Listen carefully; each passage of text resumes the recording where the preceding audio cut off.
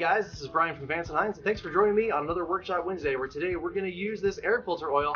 We're going to recharge this VO2 Rogue. It's been sitting out in the sun, it's a little faded, a little dried out, and unfortunately, an unoiled air filter is an inefficient air filter as far as debris is concerned. So we're going to go ahead and get this recharged, and we'll walk you through that right now.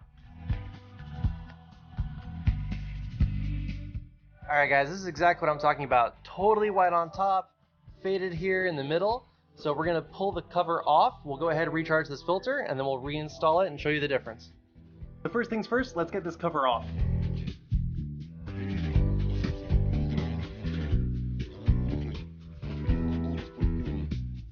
We've got our filter oil, we've got the filter off. Again, this thing needs a little bit of love. It's pretty dry, and an unfiltered oil filter basically means that the smaller debris can get through here, go into your induction module, which spells bad news for the engine over time. So go ahead, do a light coating on this.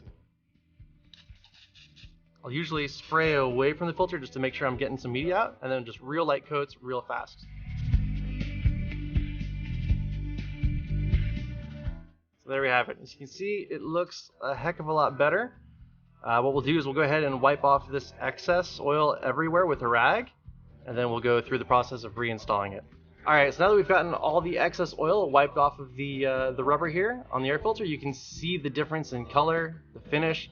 It looks much, much nicer, and it's going to be a lot more effective, more importantly. So now what we'll do is we will lay this here on the ground.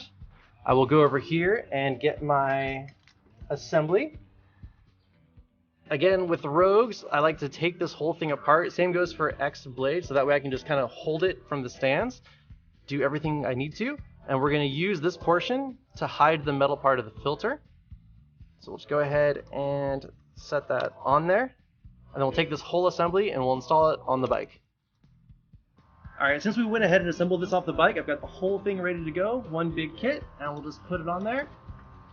Again, thread these by hand. Make sure you don't want to strip the back plate.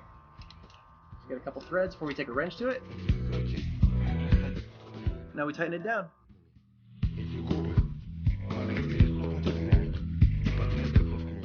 Alright guys, so everything's back installed. As you can see, this looks a heck of a lot better around here.